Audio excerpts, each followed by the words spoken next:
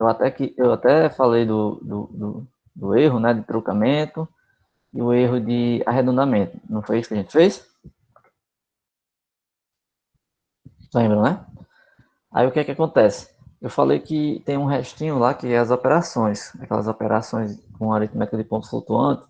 A gente pode pegar aqueles, como é que se diz? É, o arredondamento, né? A aproximação, o erro relativo, o erro absoluto, fazer aquelas contas de soma, de subtração, utilizando aquele pedacinho que tinha o F, o F de X, o G de X.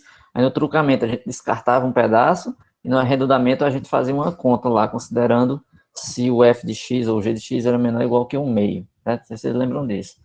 Aí, o que é que eu vou dizer hoje? Assim, hoje eu estava com a intenção da gente começar o capítulo de aproximações, né? Tipo assim, raiz aproximada de equações. Só que eu queria mostrar aqui um pouquinho dessa parte da aritmética flutuante, por quê? Porque eu vou colocar umas aulas gravadas, vou gravar, colocar pelo menos duas aulas, ou pelo menos uma, acho que talvez só uma é suficiente. É que eu vou gravar explicando essa parte e vou lançar ela sem ser aula, assim, só uma gravação que eu vou colocar lá junto com os outros vídeos, para vocês assistirem explicando essa parte. Por quê? Porque eu vou colocar uma nossa primeira atividade, certo? Essa atividade vai ficar lá no Google Sala de Aula. Vai ser aquela atividade que fica como tarefa para vocês resolverem e me enviar de volta. Então, assim, vai ser a primeira atividade, vamos dizer que vai valer alguma coisa. Valer alguma coisa no sentido de nota, né? Vocês vão resolver e vão postar lá. Vou colocar uma data e vocês vão resolver. Então, essa primeira parte, essa primeira atividade vai constar essas questões de sistema de aritmética de ponto flutuante e vai constar também essa parte de aproximação, base decimal e base binária, tá certo? Aí eu vou falar só um pouco dessa parte de aritmética de ponto flutuante hoje, para ver se eu termino e a gente começa a outra parte ainda hoje. Só um minuto, viu? Se eu consigo abrir aqui o arquivo. Se não, eu abro o arquivo do próprio livro, porque no arquivo do livro tem. Me deem só um minuto aqui para eu encontrar, tá? Se alguém quiser falar alguma coisa, perguntar alguma coisa, pode falar.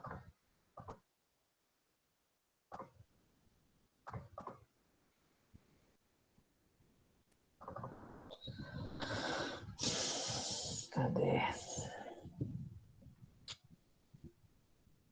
Aritmética do ponto flutuante. É que eu estou tentando abrir um arquivo daqueles, né? Que é só. Ó, tá cheio aqui. Deixa eu ver se ele tá todo. Se ele tá completo.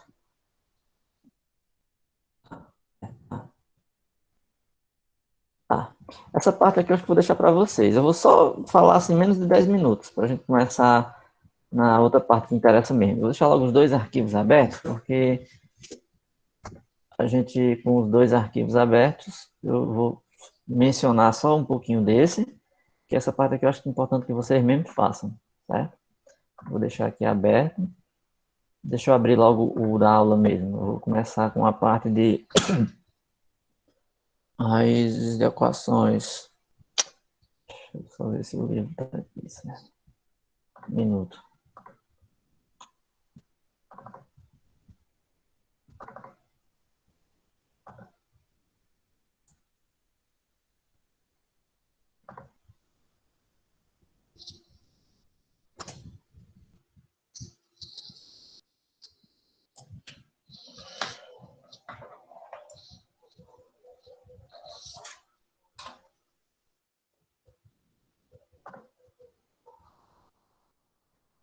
Achei. Deixa logo no jeito para a gente não ter nenhum imprevisto. Então já foi.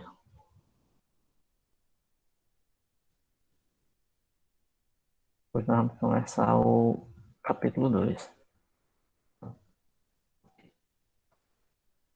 Vou só mencionar um pouquinho aqui um. Eu vou vou compartilhar minha tela aqui agora, para a gente relembrar mais ou menos o que a gente estava fazendo na aula passada e continuar.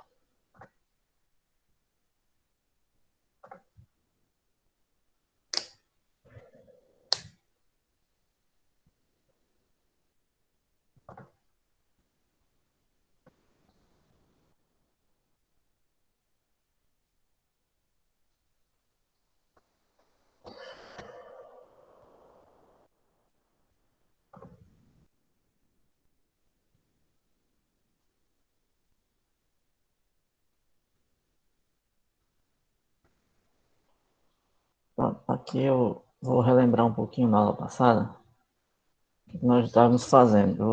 Isso aqui vai ser uma atividade para vocês fazerem, junto com as duas últimas aulas e esse vídeo que eu vou gravar para complementar, certo?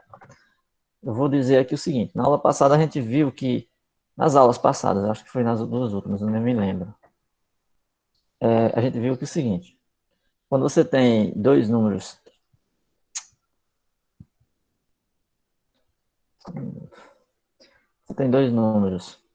x, ops,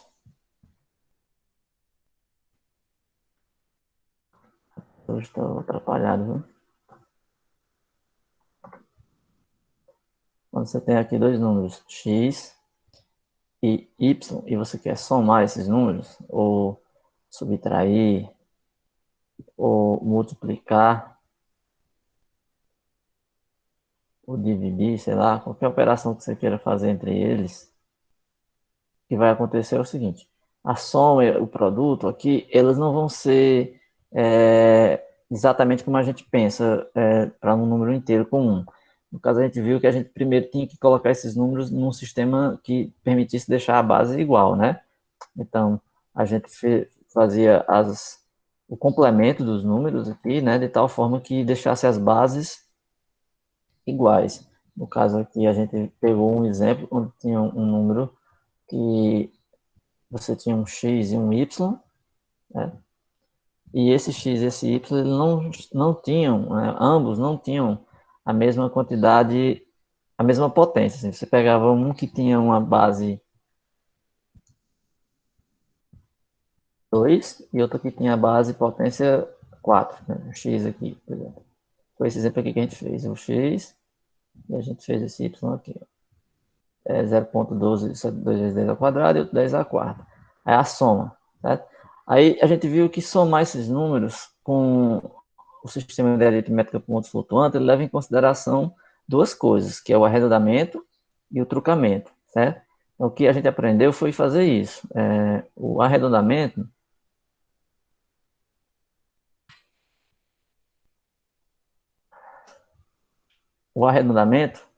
ele tinha um efeito de transformar um número no imediato à sua frente, né? Ou o anterior, dependendo da ordem das suas casas decimais, né? Se você tinha um número mais próximo, por exemplo, como a gente deu até como exemplo o caso das notas, quando era acima de meio, ele arredondava, de meio acima, ele arredonda para o de cima, e de meio abaixo ele subtrai e coloca o número menor. Tipo, você tira um 6,3, na verdade era um 6. Se você colocar um 6,5, 6,6, qualquer um desses aí, a nota já passa a ser mais alta, né? Então, nesse caso aí, a gente viu um exemplo. Quem perdeu na aula passada, dá uma olhadinha lá, que a soma lá, ela dependia de uma formulazinha, certo? Essa formulazinha, vou só colocar aqui, ó.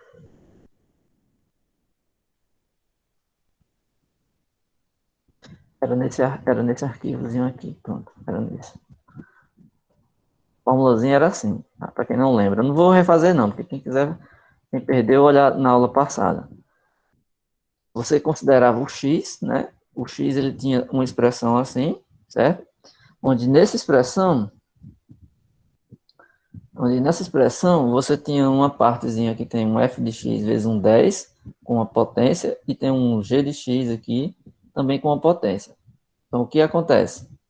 Aqui você tinha que considerar um caso de arredondamento e um de truncamento. Para você fazer um dos dois, o que, que acontece? Você teria que analisar no truncamento a parte que a gente chamava de x barra, que era a aproximação, certo? Aí o que é que acontece? O erro absoluto do x é essa diferença. Quando você faz essa diferença, como o x ele sempre é escrito assim, ó, f de x vezes 10 elevado a e, mais g de x vezes 10 elevado a e menos t. Então, tem um termo que vai se anular, certo? Quando você faz o x menos o x barra. Por quê? Porque o x barra, ele é a parte que envolve o fzinho de x, que é esse aqui, ó.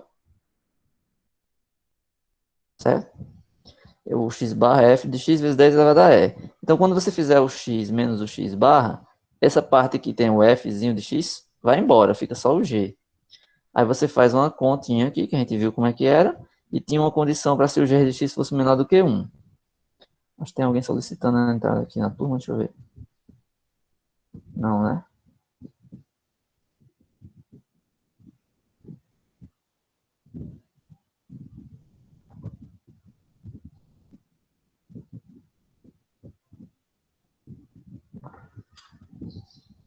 Então você tem o x barra f de x vezes 10 elevado a e. Quando você fizer a subtração, você vai ter esse g de x aqui, então você vai estar nas condições que você pode considerar. Se o g de x ele é menor do que 1, né, nesse caso aqui,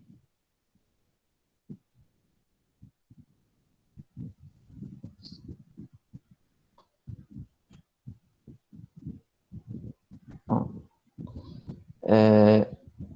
o fx menor do que 1, maior ou igual que 0,1. Esse caneta tá meio ruim hoje. E o g de x, o g de x aqui é menor do que 1, tá? Menor do que 1 e maior ou igual que 0, sendo um número positivo. Maior ou igual a 0, ou seja, poderia ser 0. Até porque, como você está fazendo as diferenças, você pode chegar no número exato mesmo. Desde que um deles dê 0, você chega realmente no valor de x. Certo? O fato é que quando você fizer essas subtrações, essas divisões, todas essas contas, o que você vai encontrar para sempre é o módulo, né, do Rx, que é o erro relativo. Aqui você tem o erro absoluto. Então, essa diferença no relativo é só o x menos o x barra. Já no relativo, aliás, no absoluto é x menos x barra. No relativo, é o resultado desse dividido por x barra. Então, vai sempre fazer esse tipo de conta aqui, ó, que faz uma manipulaçãozinha, de tal forma que no final você tem que comparar essa divisão com a potência de 10. Nesse caso aqui, esse aqui, certo? Aí, qual era o ponto principal aqui? Que definia o arredondamento aqui. O arredondamento, o f de x, ele é modificado para levar em consideração um pedaço de g. Já no trucamento você perde, você esquece ele. Então, o x barra, se o g de x for menor que 1 meio, você considera só esse pedaço. Se ele for maior ou igual, você pega esse pedaço mais essa potência de 10, certo? Então, isso aí é o que gerava o arredondamento. Se o g de x for menor que 1 meio, a gente despreza que esse é o trucamento. Então, o que, é que você vai ter? G de x menor que 1 meio, você vai colocar essa equação aqui, porque quando você toma um módulo de g de x, aqui é menor do que 1 meio, aí isso aqui repete, vezes 10 é menos t. Quando ele está aqui, pronto, é o que sobrou. Aí no final das contas, quando você fizer a conta e a manipulação, o que vai sobrar sempre é uma coisa do tipo 1 meio, vai aparecer esse meio que carrega, vezes uma potência de base 10, certo? Então, o que que acontece? No final, ele faz uma observação.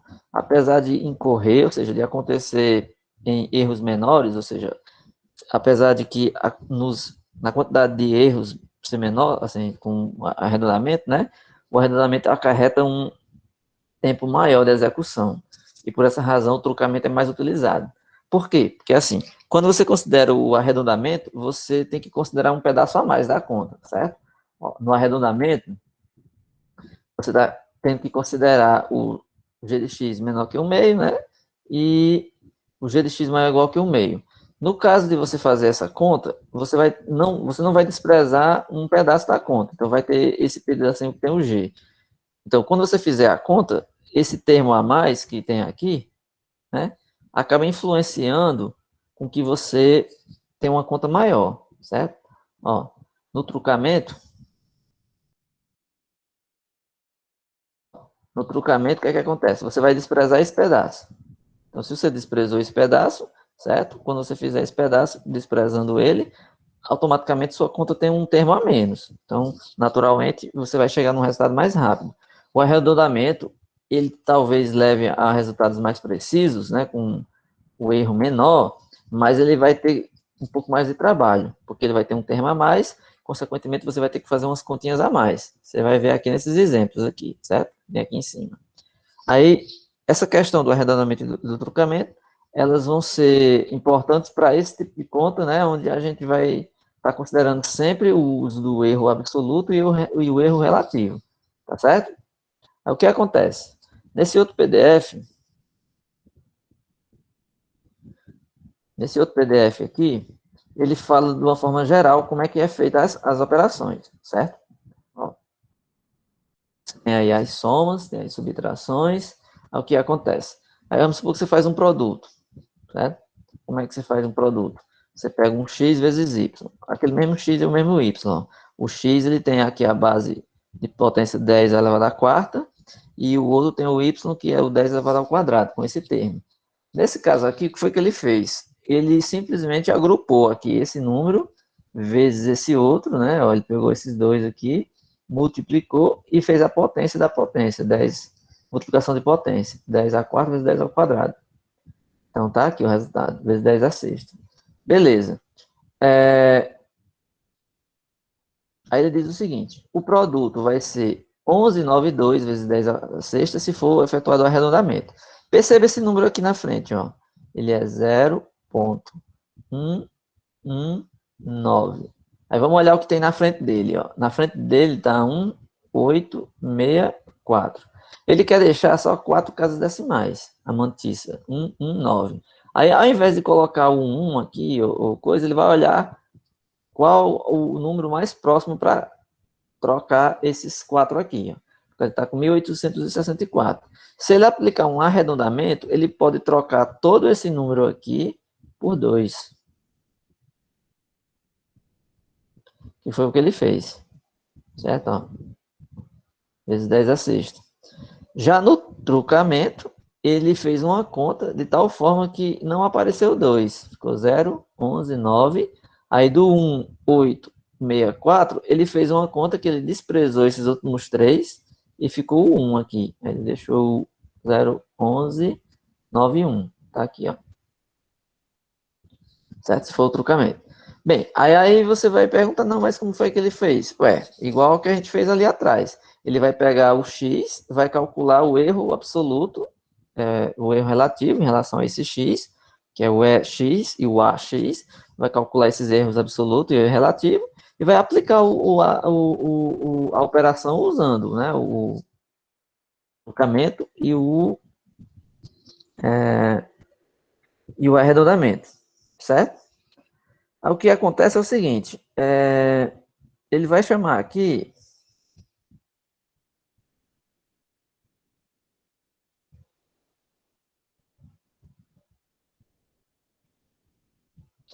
uma observação, que nem nesses exemplos, ele faz aqui uma observação. Ele diz que esses exemplos mostram que ainda que essas parcelas ou fatores dessa operação estejam representadas exatamente no sistema, ele diz que não se pode esperar que o resultado armazenado seja exato. O que ele quer dizer? Quer dizer que pode ocorrer um erro ainda assim, ó. Nesse sistema aqui, o resultado exato da operação, que ele vai chamar de OP, certo? É normalizado e em seguida arredondado, ou truncado com t dígitos, obtendo assim o resultado aproximado OP, que é armazenado na própria máquina. O que ele está querendo dizer? Ele está dizendo que, como se fosse assim, ele fez a operação entre o x e o y, e o final, o resultado que ele obtém, ele faz a aproximação, ou o arredondamento, ou o truncamento. Está entendendo? Então, preste atenção. Quando a gente usava lá o x e o y, né, o x, a gente fazia assim, ó. A gente usava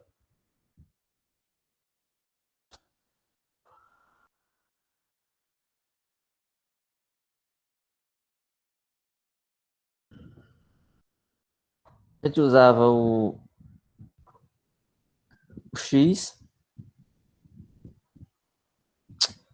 droga, a gente usava o X e o X barra aqui para aproximação, ó. O X barra era aproximação. Aí, essa operação que está colocando de OP é o final. Por exemplo, você pegou o X e o Y, aí fez um produto. Aí, no final da operação, você chamou esse resultado de OP. É o número que você obteve no final da operação. Só que você não fez nenhum ajuste nesse número. Se você fizer, né, o resultado dessa operação, ele vai chamar o resultado aproximado com a barra em cima, que é o que ele vai fazer como se fosse igual o x menos x barra, certo? Você tinha lá o erro absoluto e o erro relativo. Eles usavam sempre o quê? O x e o x barra, né? Pegando o módulo de x menos x barra, por exemplo. Aí aqui no caso, esse OP barra vai ser simplesmente a operação que você vai realizar com esses x e com esses y, certo? Aí, o que ele está querendo dizer aqui é que nos casos de você pegar os dois números, fazer a operação e só no final fazer a conta, o que é que vai acontecer? Você vai sempre obter uma coisa assim, ó. A operação, quando você usa o trucamento, ela vai ficar sempre menor que 10 a menos t mais 1. E quando você usa arredondamento, vai ficar 1 meio vezes 10 a menos t mais 1. Ou seja, a diferença entre a primeira e a segunda só é esse 1 meio, certo? Aí aqui ele vai trabalhar umas expressõezinhas aqui, certo? Ele vai ver a seguir para os erros absolutos relativos às operações aritméticas com os erros ou fatores nas parcelas, assim, nas operações aritméticas com erros nas parcelas ou nos fatores. Exemplo, suponha que ele pega o x e y, certo? Vamos supor que ele pega aqui x e pega o y. Aí ele vai fazer o seguinte, vamos pegar o x e o y, vamos pegar o x e vamos dizer que o x, ele é a aproximação dele, que é o x barra, mais o erro absoluto dele, certo? Tudo que tem x aqui.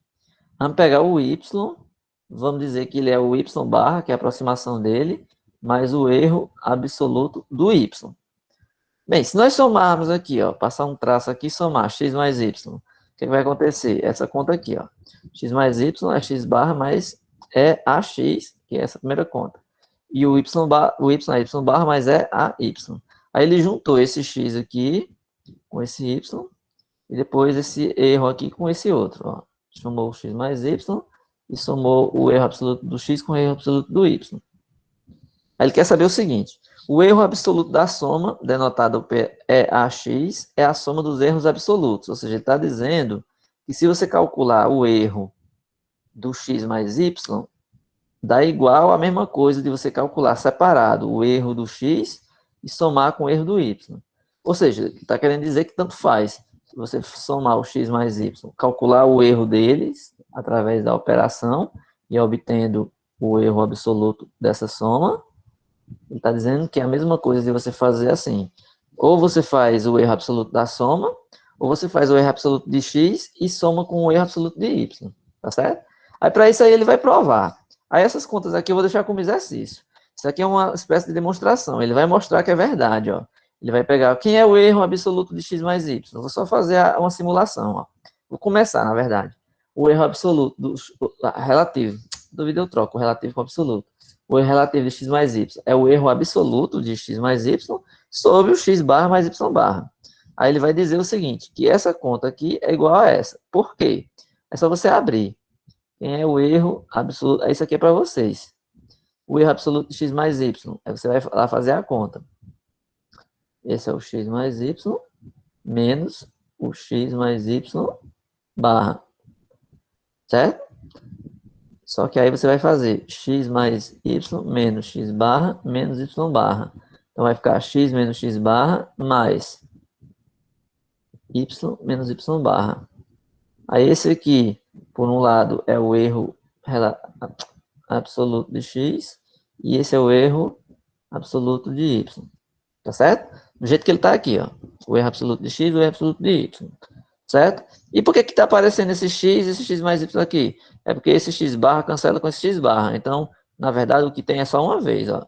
Certo? Não sei se vocês estão entendendo o truque, certo? Ó, imagina aí, ele fez aparecer y barra aqui e esse y barra aqui. Por qual motivo? Porque se você esquecer desse x barra e desse x barra, o que está aqui é ax, né, ó, é ax sobre x barra mais y barra. Mais esse sobre esse, que é EAY sobre x barra mais y barra. Que se você juntar, você tem EAX mais EAY sobre x barra mais y barra. Ele apenas desmembrou, ele apenas separou. Aí, para poder ficar bonitinho aqui, ó, do jeito que está nessa linha, o que foi que ele fez? Ele fez aparecer aqui na frente um x barra, só que ele não pode multiplicar um número e alterar ele assim. Se ele multiplicou aqui no numerador, ele tem que dividir no denominador.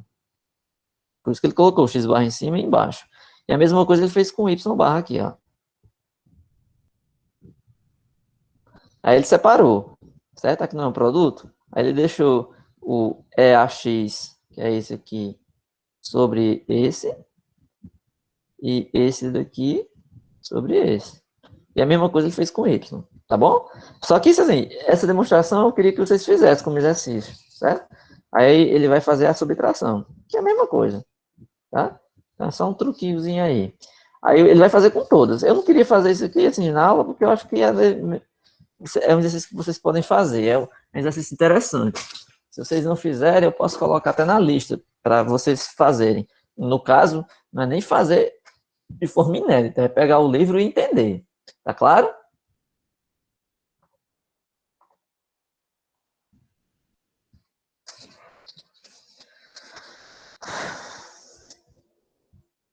Tranquilo aí?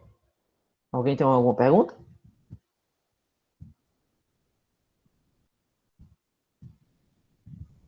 Não, né?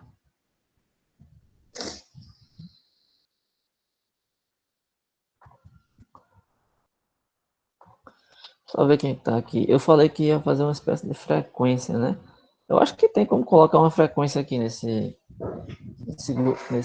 Google Meet, né? Um negócio aqui que você põe. Toda vida eu esqueço de ativar isso. Que ele pode fazer uma certa frequência para eu saber quem que assistiu a aula, né? Porque nós estamos com a média aí de 15 a 16 alunos participando, ou até mais, né? Nas primeiras aulas tinha até mais de 20.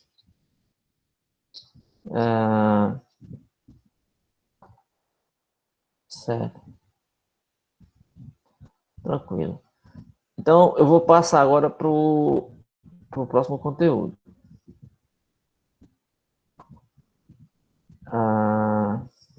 Deixa eu ver aqui.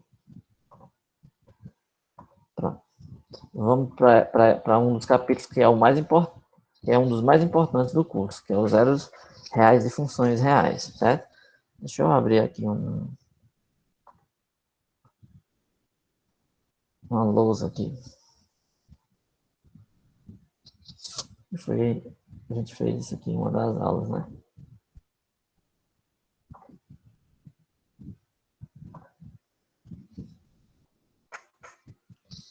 Zero de funções reais. Bem, vamos lá. Essa sessão é uma das principais porque ela vai ser uma das maiores. É um dos maiores conteúdos que nós vamos ter aqui. Nós já estamos na terceira ou na quarta semana de aula, né? Então a gente tem que avançar um pouquinho mais agora, então por isso que eu queria perder muito tempo com essa parte. Essa parte aqui é uma das mais longas porque ela tem os métodos, que são os métodos de resolver uma equação por aproximação, certo? Ó, vou rabiscar aqui. Lá no ensino fundamental, a gente aprende a trabalhar. Acho que é melhor colocar um pincel mais grosso. Vocês aprendem a trabalhar com. Vocês aprendem a trabalhar com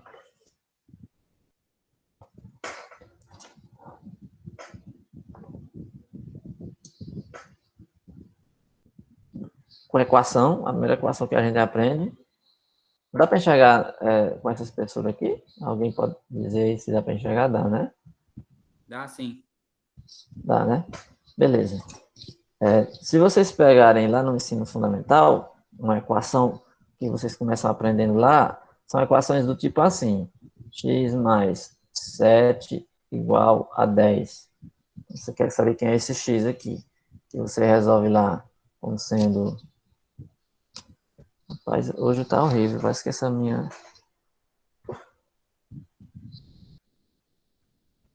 x é igual a 10 menos 7.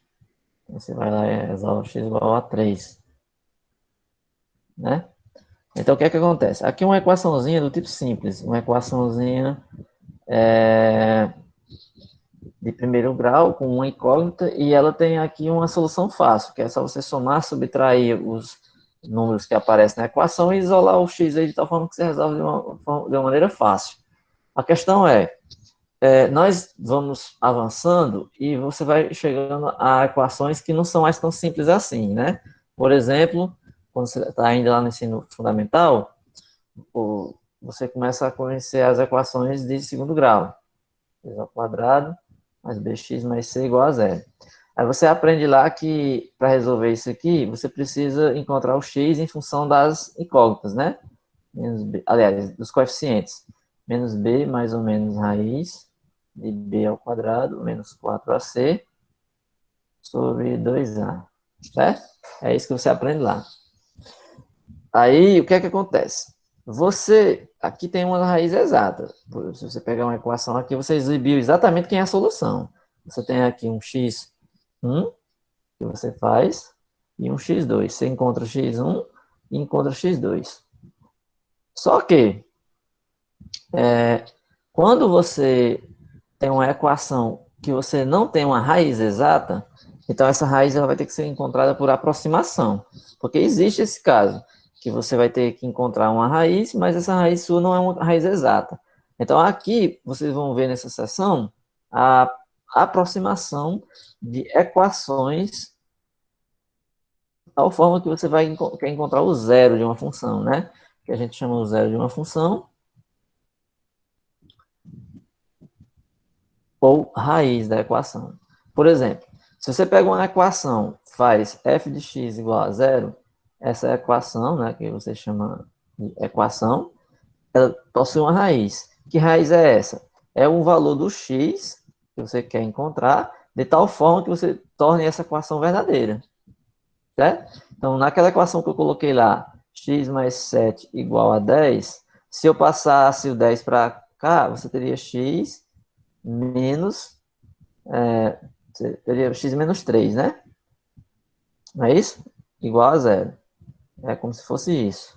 Porque não era a raiz, a solução não era essa, né? X igual a 3. Só que se você quiser enxergar como uma equação, você chama o f de x menos 3. Essa é a sua função. Aí quando você iguala a função igual a zero, o que você fez foi uma equação, que é essa que está aqui, ó. X menos 3 igual a zero. Então, quem é a solução? No caso exato, é 3. A questão é que nós podemos ter equações onde a nossa solução elas não são exatas. Às vezes existem funções que na verdade nem tem raiz real e você vai ter que procurar uma raiz complexa, por exemplo. Aí já é outro caso, é assunto lá de variáveis complexas. Mas no caso de você não ter uma raiz exata, mas você pode encontrar uma raiz aproximada. Aí o que é que acontece? Vamos imaginar isso graficamente. Olha esses desenhos que vocês estão vendo aí, ó. Esses desenhos, eles representam funções f que cortam o eixo x. Tá vendo essa primeira aqui, ó? Ela corta aqui nesse ponto e corta nesse outro aqui. O lugar onde o gráfico corta o eixo x é que existe uma raiz, tá entendendo? Por quê? Ó? Se essa função aqui tem gráfico f, nesse ponto aqui, ele tem f, por exemplo, ele chamou de QC, essa letra aqui grega, QC 3. Significa que quando você aplica o f nesse QC 3, dá igual a zero. Claro, até porque nesse ponto aqui, ó, aqui o eixo do y é zero. Então, qualquer ponto que esteja aqui em cima dessa coordenada aqui, dessa semi-reta aqui, ó, qualquer ponto que tiver aqui em cima, ele tem como correspondente um x e y0. Então, aqui é o ponto que x3 igual a 0, e 0, para ordenado que x2 igual a 0, que x1 igual a 0. E aqui é o 0, 0. Então, o gráfico da função, onde ela corta o eixo x, significa dizer que é um zero dela, um zero da função f. Veja esse desenho aqui, ó. Ela cortou aqui e tocou aqui em cima.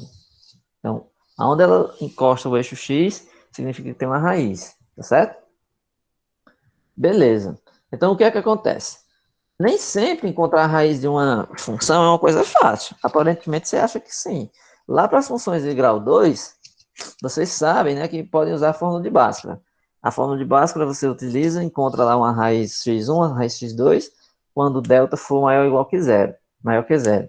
Quando delta for igual a zero, ele tem duas raízes que, na verdade, é uma só, é uma raiz única com duplicidade.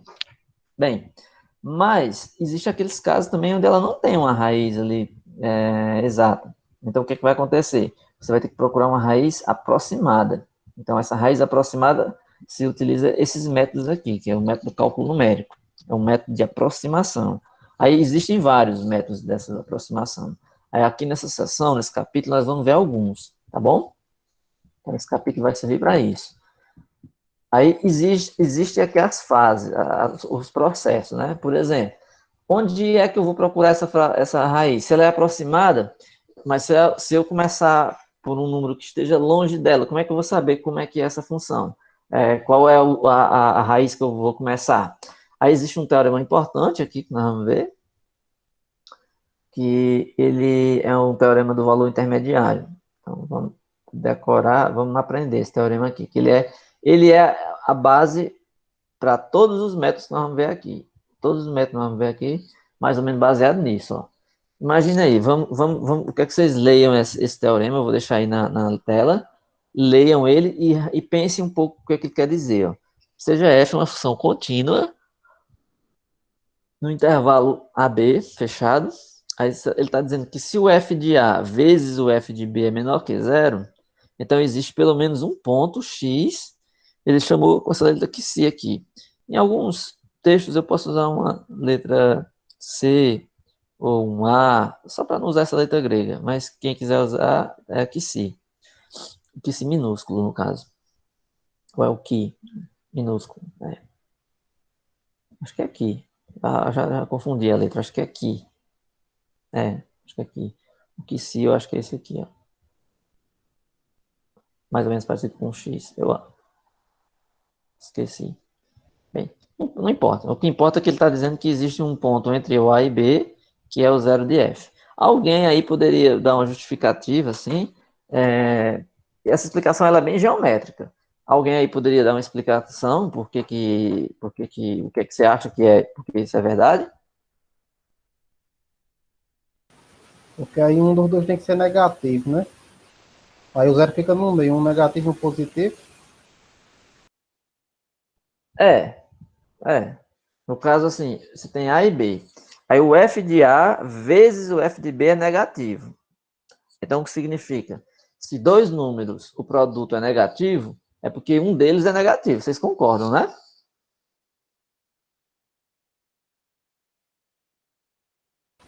Sim.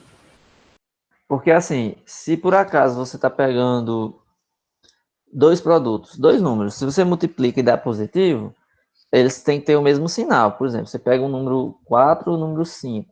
4 vezes 5 dá 20. Então, positivo, porque os dois são positivos. Se os dois fossem negativos, menos 4 e menos 5, o produto daria 20 também. Então, os dois têm o mesmo sinal, tá certo?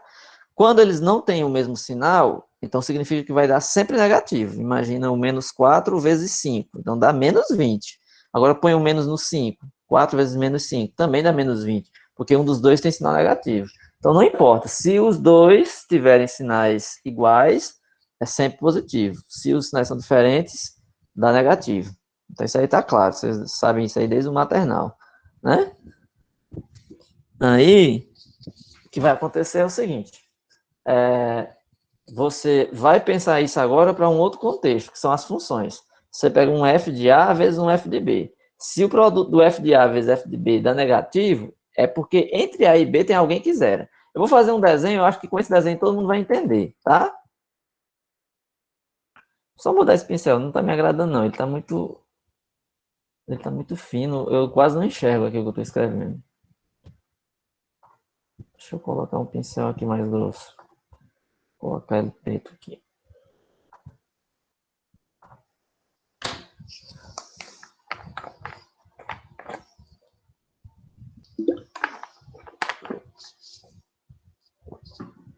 Bem, fazer um desenho, tá bom? Um desenho eu acho que fica mais claro. Ave Maria. Não esse desenho aqui, é porque eu errei. Eu ia fazer um eixo Y aqui, ó. Mas não é muito fácil fazer isso à mão livre, não. Suponha que está reto, tá? Me perdoem aí. Porque na horizontal é mais fácil de desenhar. Ó, aqui é o eixo X. Aqui é o eixo Y. Tá?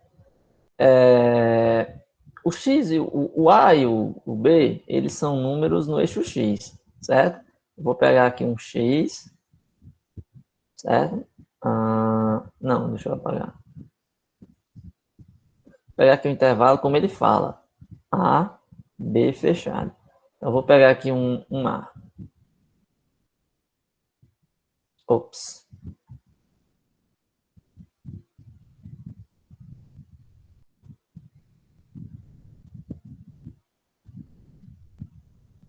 Ele não entende o que eu estou querendo.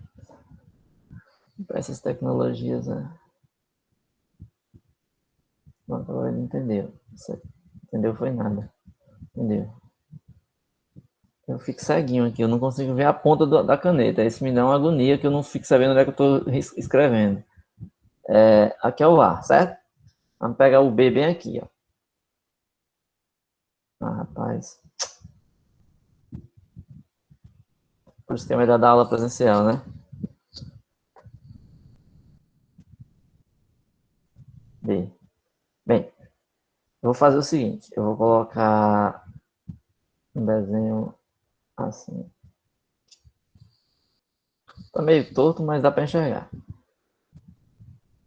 Vocês concordam que o F de A é aqui, né? Ó? Mas esse aqui é o F de A. Concordam? Que aqui é esse gráfico aqui é da função f de x. O B está bem aqui. Mas que terrível.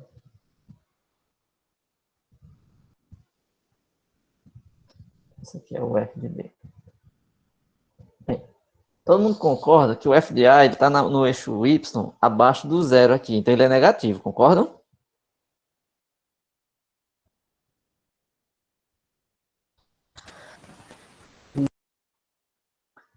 Então, veja só. A função ser contínua, não sei se vocês se lembram, lá no cálculo 1, a função ser contínua significa que você pode fazer o desenho de uma figura suavemente assim, sem tirar o lápis do papel, certo? Quando você faz um salto, você está desenhando aqui e faz um salto, você quebrou a continuidade da figura. Estou falando de uma forma bem rasteira mesmo, não é a definição não é bem assim, mas só para que entenda o gráfico, certo? Quer dizer que você quebrou a continuidade do desenho, então essa função não vai ser contínua, mas tem toda uma discussão. Inclusive eu digitei um material que é uma revisão de cálculo, eu vou postar também para vocês relembrarem. Mas o que a gente precisa do cálculo aqui é muito pouco. O que importa é o seguinte, vocês estão entendendo que o f de B aqui ele é positivo e o f de A aqui é negativo. Então, o que é que acontece? O que o teorema diz, ele diz o seguinte, que se f de A vezes f de B dá negativo, então existe uma letra, vou chamar de C, é melhor desenhar, entre A e B, só que eu vou colocar o intervalo aberto, né? Existe um C entre A e B. Então, ó, aqui está o A e aqui está o B. Então, existe um C, certo? Entre A e B, de tal forma que o F aplicado em C dá zero. Ó, veja que esse C aqui, quando eu aplico o F no C, vai dar exatamente zero, que é o eixo aqui em cima, que é o zero, né? Onde o Y é zero, é aqui no meio. Em todo o eixo X, o Y é zero. Geometricamente, por que vocês imaginam que isso é verdade? Bem, é importantíssimo aqui o fato da F ser contínua, certo? F ser contínua foi essencial. Por quê? Porque só existe esse C aqui no meio porque o gráfico é contínuo. Imagina aí... deixa eu passar aqui para baixo. Imagina aí que o gráfico não fosse contínuo. Ó, faz desenho ruim, viu? Imagina aí que esse desenho fosse assim, ó. Então, veja só. O A seria aqui. O F de A seria aqui. O B aqui. Eu fiz um desenho, mas não precisava ser assim, peraí, já para... Não precisava ser uma som constante, bastava ser assim, tipo essa. B aqui. Certo? Então, o B aqui, o F de B. Esse daqui está na condição de F de A ser negativo, F de B positivo, o produto é negativo. Só que, veja, existe uma quebra de continuidade na figura. Então, ó, existe algum número aqui no meio, tal que o gráfico corta o eixo X, existe. Existe algum ponto aqui no meio entre A e B, certo? Ó, daqui de A até aqui chegar em B. Existe algum ponto do gráfico que corta o eixo X? Não, né? E por que que não existe? Porque essa função que eu fiz agora não é contínua. Ó, eu fiz esse desenho, soltei o papel e continuei aqui em cima. Então, teve uma quebra de continuidade aqui, ou seja, quer dizer que esse gráfico ele não é um gráfico de uma função contínua. Por isso que no caso da função ser contínua é verdade, mas quando não é, não. Ó. No caso da função contínua, ela vai ter que necessariamente existir esse ponto, né? Vai ter que existir esse ponto onde ela vai cortar o eixo x. Então é isso que aquele teorema está dizendo, né? O teorema do valor intermediário. Entre o A e o B, se o f de A é negativo, o f de B é negativo, ou não importa se o A é o positivo ou o B. Esse gráfico poderia ser descendo, não teria problema nenhum. Aí eu fiz ele subindo, de A para B subindo. Se fosse descendo, era a mesma coisa. O que importa aí, o que está por detrás disso, é o fato dele ser contínuo. Se a função for contínua e você tiver esse produto no negativo, necessariamente sempre tem que ter um ponto que dê a zero. Senão ela não seria contínua, tá bom? Então, o que você tem que entender aí é o teorema do valor intermediário, ou seja, o que é importante aí é isso, tá? Então, é isso que ele quis dizer. Então, o que eu quero que vocês entendam, o fundamental dessa aula de hoje, o ponto mais importante da aula de hoje foi isso, tá certo? É o fato de você usar o teorema do valor intermediário para garantir que sempre existe uma raiz. Bem, essa raiz, ela vai ser bem bonitinha lá? Não. Por exemplo, você vai encontrar sempre uma raiz exata, um número inteiro, um 2, um 3, um 5.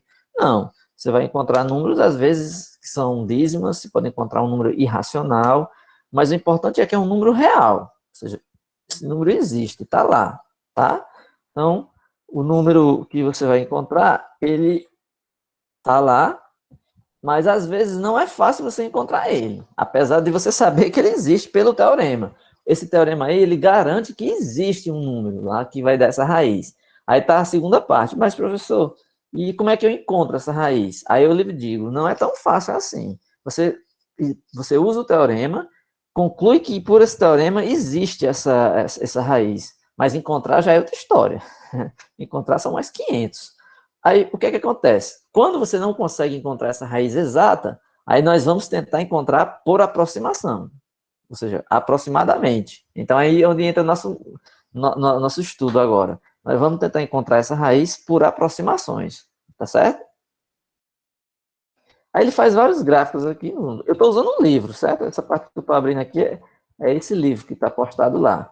Aí, vamos ver esse exemplo. Ó. Prepare bem esse exemplo, que eu vou usar bastante ele na próxima aula. Esse exemplo aqui a gente vai usar ele muitas vezes. X ao cubo menos 9x mais 3. Todo mundo sabe que uma raiz cúbica é mais difícil encontrar raiz do que uma raiz quadrada, não é? Mas todo mundo sabe disso, né? No geral, é mais difícil encontrar do que uma raiz quadrada. Ok. Mas aí a gente pode ter o primeiro um indício. Como é que nós descobrimos onde é que está o intervalo que contém uma raiz desses números? Eu não acabei de dar uma ideia? Se o f de um número é negativo e o f do outro é positivo, entre eles tem que ter uma raiz, né? Concordam?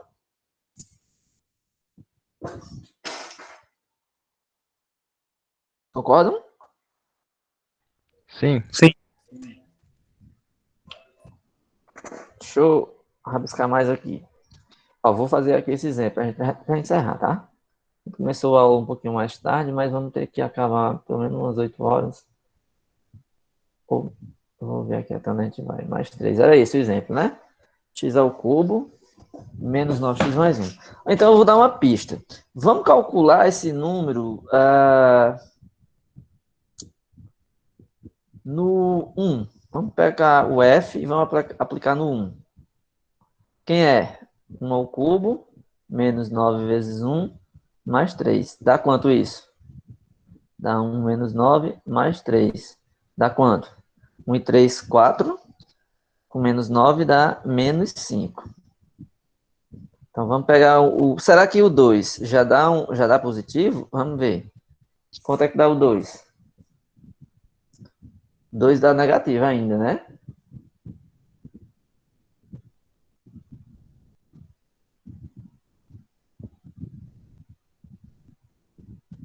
2 ao cubo é 8. Menos 9 vezes 2 dá 18.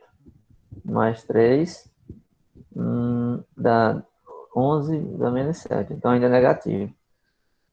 Mas com menos 1, professor. Você quer pegar com menos 1? Vai ficar positivo, senão vai ficar... Você foi mais esperto. Porque eu ia pegar... É porque eu estava querendo testar primeiro no intervalo positivo. O 3 eu acho que já resolve, né? Porque 3 vai zerar, vai sobrar só 3. Concorda? 3 ao cubo dá 27. Menos 9 vezes 3... Não, tá dando negativo. 9 vezes 3... Não, dá 3. Vai dar certo. 9 vezes 3 dá certo. Mas vamos pegar um negativo, já que você deu essa sugestão. É bom quando os alunos participam. Então, aqui, menos 1 ao cubo, menos 9 vezes menos 1, mais 3. Então, dá menos 1, mais 9, mais 3. 9, 3, 12, menos 1, 11. É isso? Pronto, então beleza.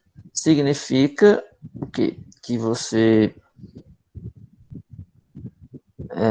tem f de menos 1 vezes f de 1 dá negativo. Então, pelo teorema do valor intermediário, existe um número C entre menos 1 e 1, tal que esse f aplicado no C vai dar zero. Ou seja, existe uma raiz. Então, eu já sei que tem uma raiz entre menos 1 e 1. Então, isso aí eu já... Não, saber quem é a raiz, eu não sei. Mas que ela está entre menos 1 e 1, eu sei. Concordam? Concordam, né? Sim. Beleza. Pronto. Mas aí nós já temos a gente já tem aí uma noção do que fazer. Menos 1 e 1. Só que tem um detalhe, nós estamos querendo aproximar. Só que esse intervalo aí é um intervalo infinito. Então, assim, apesar de eu saber que está nesse intervalo, isso pode não ajudar muito, no seguinte sentido. Existem infinitos números aí entre menos 1 e 1. Como é que eu vou saber ainda como é que eu chego nesse número? Aí, os métodos, eles vão fazer isso. Eles vão procurar encontrar essa raiz o mais rápido possível. A gente chama isso de iterações. Você vai iterar várias vezes, você vai aplicar várias vezes, de tal forma que essa sequência de iterações chegue na raiz. Aí a questão é que tem método que converge mais rápido do que outro. Assim, tem método que você vai chegar na raiz bem mais rápido do que um outro, por exemplo. É isso, nós vamos ver aqui a diferença entre os métodos, tá? Beleza. Eu fiz aquilo ali, mas antes o livro faz umas considerações, ó. Ele estuda alguns intervalos, ó. Ele pegou... Você sabe que F é contínua. Aí ele pegou aqui os intervalos, né? E disse que as soluções estão entre esses três intervalos aqui, ó. Entre menos 5 e 5 tem uma, entre menos 5 e menos 3 tem uma, entre 0 e 1 tem outra, entre 1 e 3 tem a outra. Ou tem pelo menos um zero, né? Assim, não é que tem um em cada deles. Ele está dizendo que dentro desses intervalos houve mudança de sinal. Por quê? Ó? Se você olhar aqui, entre o menos 5 e o menos 3, houve uma mudança de sinal. Ó. Quando ele aplicou a função no menos 5, deu negativo. Quando ele aplicou no menos 3, deu positivo. Então, significa que nesse intervalo aqui, ela cortou o zero. Aí, onde é que teve outra mudança de sinal? Ó? Entre o 0 e o 1. Entre o 0 e o 1, teve uma mudança de sinal. E a outra entre o 2 e o 3. Entre o 2 e o 3, ó, negativo e positivo. Então, aqui. Perceba que você, eu não decorei o nome de quem foi que falou, não vi, deu a ideia de pegar o menos 1 e o 1. Tudo bem, ó, ela está aqui no meio, entre o 0 e o 1. Foi aquilo que eu falei. Você deu a sugestão do menos 1 e 1. Então, menos 1 e 1 eu já sei que tem uma, porque eu fiz o teorema do valor intermediário e vi que deu um zero. Só que esse intervalo ainda é gigante. Se eu cortar ele pela metade, ou seja, olhar entre 0 e 1, já diminui a metade do meu trabalho de procurar. Eu ia procurar no intervalo todo, agora eu vou procurar na metade dele.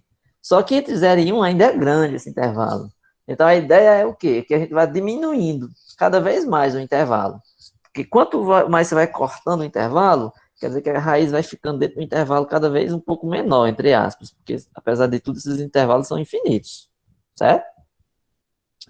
Beleza. Pronto, aí aqui nós vamos falar um pouco sobre isso na próxima aula. Já vou encerrar por aqui. Deixar vocês só com o gostinho das discussões das próximas aulas. que vai ser encontrar essas raízes. Como é que nós vamos encontrar? Aí primeiro nós vamos discutir um pouquinho do gráfico, estou passando aqui só para vocês verem o que é que nós vamos falar, certo? Nós vamos discutir um pouquinho do gráfico dessas funções. Aí vamos fazer uma coisa chamada refinamento, que é isso que eu acabei de dizer. O refinamento vai ser a gente ir atrás de um intervalo menor, certo? De aproximação. Então, nós vamos chegar cada vez mais perto dessa função. Aí, vamos começar pelos métodos. Quais são os métodos que a gente vai usar? Aí, o primeiro método é esse, o da bissecção, que ele tem tudo a ver com esse teorema que eu falei hoje, que é o teorema do valor intermediário. O método da bissecção, ele vai ser justamente esse que eu falei hoje. Nós vamos estar cortando os intervalos, ó. Nós vamos estar cortando os intervalos para descobrir quem é essas aproximações. Aí tem um algoritmozinho aqui que a gente vai ver, tá bom? Então, isso aqui é o conteúdo que a gente vai ver na próxima aula. Alguém tem alguma dúvida, alguma pergunta? Eu tenho uma, Jacel. Esse método aí de aproximação, ele serve para equações de qualquer grau? Sim. Aqui nós vamos fazer para um grau, na maioria das vezes menor, só por um fator. Por que nós vamos escolher um grau menor? Para a gente poder ter o gráfico e visualizar esse gráfico, certo? No geral, a gente vai escolher um que a gente possa visualizar. Mas nem sempre a gente vai ter esse tratamento visual, certo? Mas o método, ele apenas fala de uma função contínua. Aí a função contínua, ela pode ser polinomial. E função polinomial pode ter qualquer grau, tá entendendo? Por exemplo, você diz uma função contínua cujo gráfico tem o f de A dá negativo, o f de A é positivo, o produto é negativo. Esse f aí, ela pode ser de grau 1, de grau 2, grau... não importa. Se ela é polinomial, então o grau é qualquer grau, entendeu? Na maioria das vezes, nós vamos ver aqui função polinomial. Mas ela, assim, ela não se resume apenas para polinomial. É porque para polinomial é o caso onde a gente tem uma melhor forma de estudar, certo? Mas na prática, quando você for ver os exemplos, os exercícios, a maioria dos que vocês vão ver é polinomial. Certo? Certo. Mais alguma pergunta? Alguma dúvida?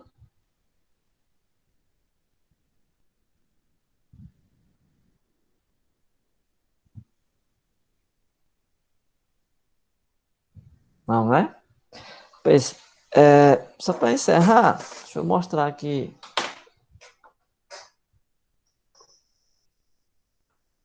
Que é o Google Sala de Aula. Eu vou postar essa atividade que eu falei aqui, ó, em atividades. Deixa eu ver, quando a gente criar aqui a atividade, quando eu criar a atividade aqui, ó, eu vou postar uma tarefa, um exercício, aí vai aparecer um quadrinho aqui e o local onde vocês vão postar as soluções. Então, eu vou passar uma primeira atividade que vai envolver essa parte do sistema decimal, sistema de base 2 e essa parte aritmética do ponto flutuante, certo? Isso vai ser uma primeira atividade. Aí eu vou dar um prazo aí para vocês me entregarem e postar lá a resposta. Aí isso encerra essa primeira partezinha aí, vamos dizer. A segunda parte vai ser essa que a gente está começando hoje, que é a aproximação de raízes, certo? Encontrar raízes de solução, de equações. Aproximação, encontro de solução, aliás, encontro, resolvendo equações por aproximação, né? Você quer encontrar a solução através de aproximação, os métodos de aproximação. Essa vai ser a segunda parte. Aí, quando terminar essa parte aí, eu vou emendar com interpolação, talvez, e a outra parte que a gente vai fazer é a parte de matrizes e determinantes, sistemas lineares, que também é uma parte que é importante na disciplina, certo? Então, essa primeira tarefazinha que eu vou deixar, ela não é uma tarefa grande, então eu vou deixar um prazo, mas também não vai ser um prazo assim tão longo, não, porque se vocês ficarem perdendo tempo com essa parte, aí vocês vão se atrasar em acompanhar esse outro conteúdo que ele é mais importante, certo? Então, assim, eu devo estar postando essa atividade daqui para sexta-feira. Eu não tenho certeza, porque esses dias eu estou um pouco ocupado e eu não sei se eu vou poder postar amanhã. Amanhã eu não tenho tanto certeza. Amanhã eu acho que muito provavelmente não dê tempo. É mais provável que eu poste na quinta ou na sexta, certo? Mas aí eu ponho um prazo bom, aí vocês vão resolver, postar lá e eu vou conferir depois. Aí, na quinta-feira, a gente continua esse assunto e, aos pouquinhos, eu vou colocando algum material. Esse material digitado que eu vou colocar nas próximas aulas, ele foi tirado desse livro, mas tem uma parte que foi tirada de outro livro. Por isso que é bom que vocês dêem uma olhada. Além do livro, esse que está postado aí, esse material que eu vou colocar digitado, tá bom?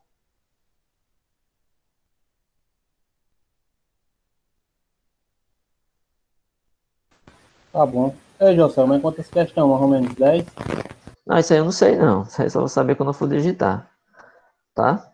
Mas não é grande não, não é muito grande não. Agora Beleza. sim, vocês estão vendo que tudo aqui nessa disciplina é um pouco trabalhoso. Que é uma disciplina de cálculo onde você faz muitas iterações, muitos, muita conta, entendeu? Beleza. Pois é. Ok, então, eu vou parar a ligação. Aliás, eu vou parar só um minuto, viu? Eu vou parar a gravação. Aí eu devo fazer a aula de gravada que eu falei também esses dias. Não sei se vocês lembram, se alguém entrou depois. Eu falei que no final eu ia colocar uma aula gravada que diz respeito a essa parte, aritmética de ponto flutuante. Porque assim, vocês viram que hoje eu fiz a aula só para resumir o que eu estava fazendo. Então, assim, eu devo gravar uma aula falando um pouquinho dessa parte de material, de aritmética de ponto flutuante, arredondamento, trucamento, uma aula rápida, assim, de 30, 40 minutos, ou até menos, onde eu vou fazer algum exemplo prático, uma conta, aí eu vou postar essa aula para que vocês assistam e ela ajude, por exemplo, na tarefa, tá bom? Aí quando eu postar ela lá, eu aviso.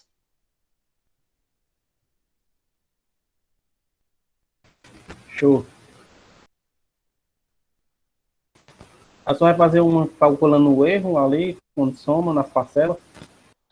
Eu vou procurar um exemplo que sirva para poder ajudar na lista, tá certo? É. Ei, pois valeu, professor. Vou sair, viu? Boa noite. Beleza. Eu vou parar aqui a gravação. Leila, você está me ouvindo? Eu queria falar contigo aqui.